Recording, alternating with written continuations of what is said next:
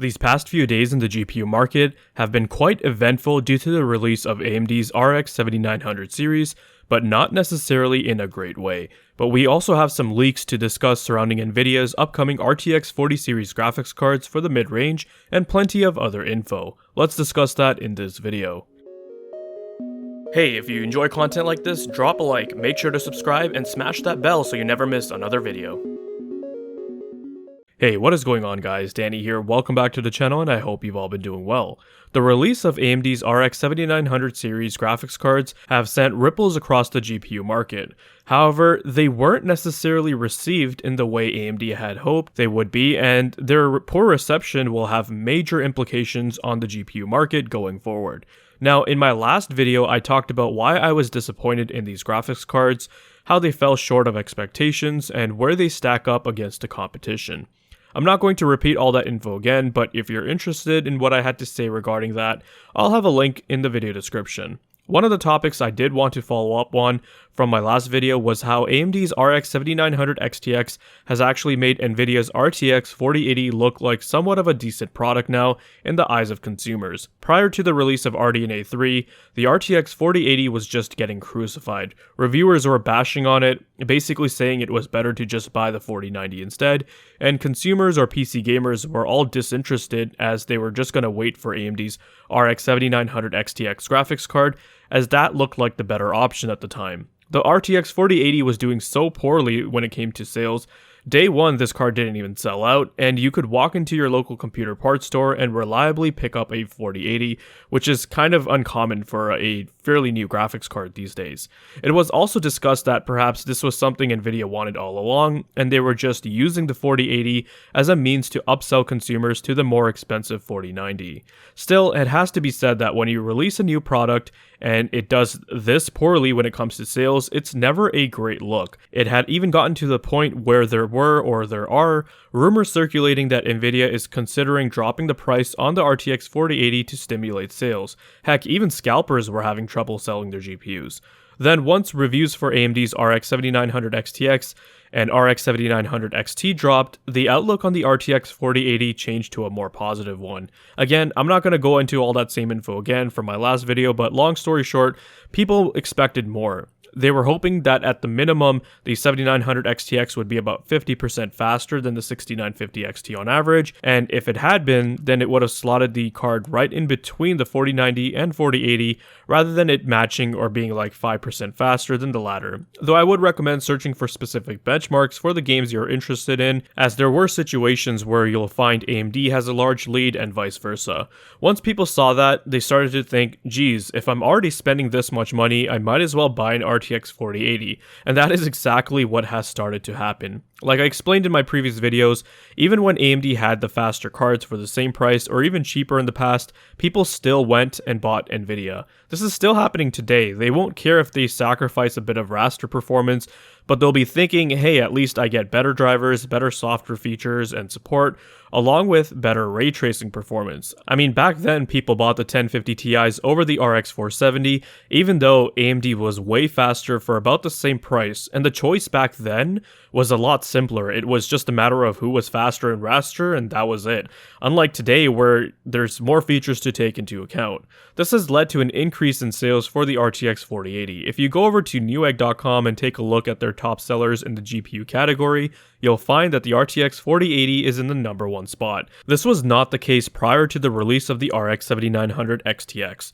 I was also taking a look at stock levels at various Canada computer locations and Memory Express, and I noticed compared to what it was a week ago for the 4080, inventory has diminished, whereas before it wasn't really moving. Thanks to AMD, Nvidia's RTX 4080 looks like a more desirable graphics card than it was before, and the implications this will have on the market are more drastic than people think. Now, if there was any bit of threat that AMD could pose to Nvidia, I'd say that's been completely diminished. So far, when it comes to this new generation, this is the best thing that could have happened to Nvidia. Now they probably won't need to drop the price of the RTX 4080, considering the fact that it's starting to sell now. Along with that, we're starting to hear that Nvidia may also be releasing the 4070 Ti at its original $899 price point that it had back when it was called the RTX 4080 12GB. Whereas many had speculated that it would be released at a lower price point, maybe $799 to make it more competitive with AMD's offerings. But if Nvidia does release the 4070 Ti at $899, then there's also no chance of them dropping the 4080's price either. I forgot who said this, but I remember reading a comment somewhere, I think it was on Twitter, saying that when Nvidia announced their prices during the RTX 40 series launch stream, this was an open invitation for AMD to join them, and that is exactly what AMD has done here. If AMD was actually serious about competing with Nvidia, they would have released the 7900 series at lower prices, and given those cards more appropriate names, which I did make a post about recently, and a number of you said you didn't care or disagreed. However, I was browsing Twitter and Hardware Unboxed made a poll asking should AMD unlaunch the 7900 XT and re-release it as the 7800 XT at a lower price, and nearly 80% of the voters said yes. In my opinion, both of them should belong to the 7800 series. I've seen people state, well, this is their top silicon, that's why it got the X900 moniker. However, AMD has released top tier die in the past and have given it a lower tier name. Polaris 10 was called the RX 480, Navi 10 was called the 5700 XT and 5700. Why didn't AMD call Navi 10 the 5900 series? Why didn't they call Polaris 10 RX 490 at launch? Along with that, if the 7900 XTX is the top tier silicon that we can get this generation, then now Nvidia has free reign to do whatever they want in the market. They don't have to release an RTX 4080 Ti anymore, and they can just release an RTX 4090 Ti at $1999 if they really want to and just call it a day. The other thing I wanted to point out was that the 7900 XTX isn't even that much more efficient than Ada Lovelace. The reason why I find this concerning is because if you compare die sizes, its GCD is 300mm square compared to AD103, which is 379mm square. It's not really efficient for its size. We're also seeing partner models just throw efficiency out the window. I mean, Sapphire's custom variant consumes just as much power as a 4090 if not more. So I do not think they have a way to scale RDNA 3 to a large die size without running into any sort of power scaling issues, which is probably why they didn't even do it in the first place. And that's what I find comical, is that AMD fans made fun of the RTX 40 series for apparently being power hogs, but now they're advocating for custom 7900 XTXs, overclocked balls to the wall, in order to enjoy a 10% win over the 4080 while consuming drastically more power?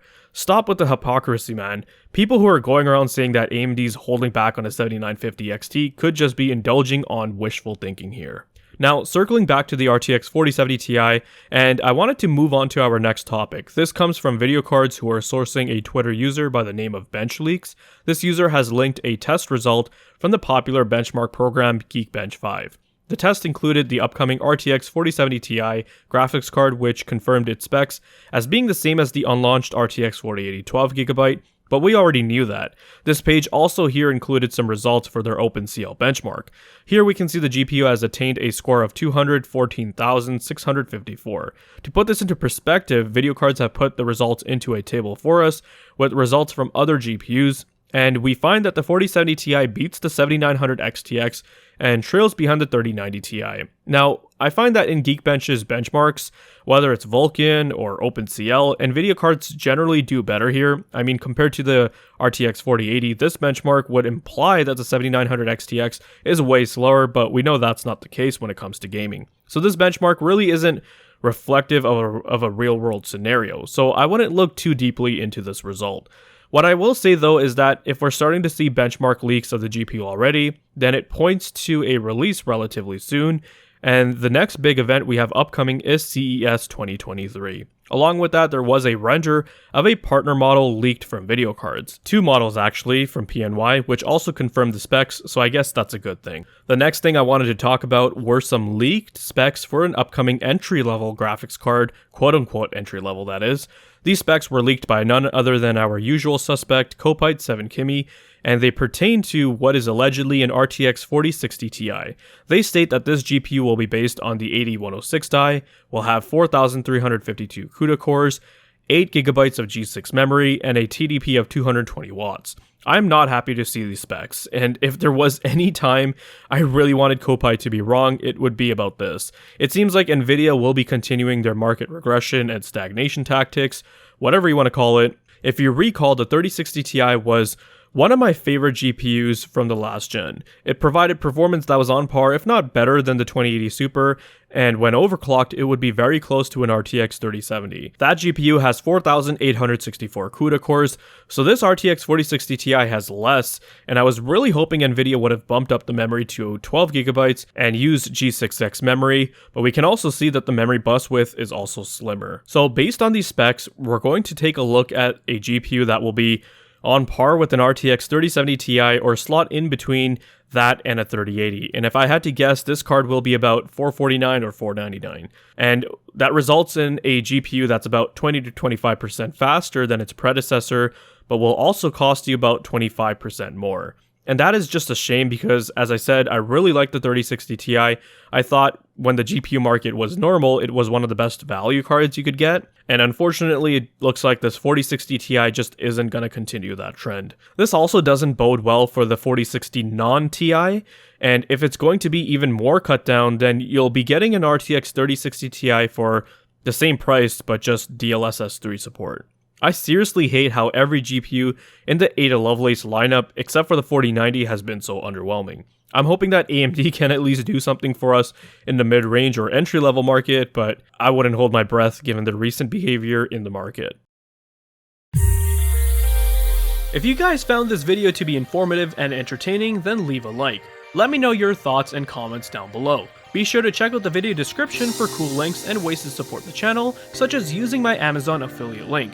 And if you're interested in seeing more content like this, then consider subscribing. I'd greatly appreciate it. Thank you guys so much for watching, take care, and I'll see you in the next one.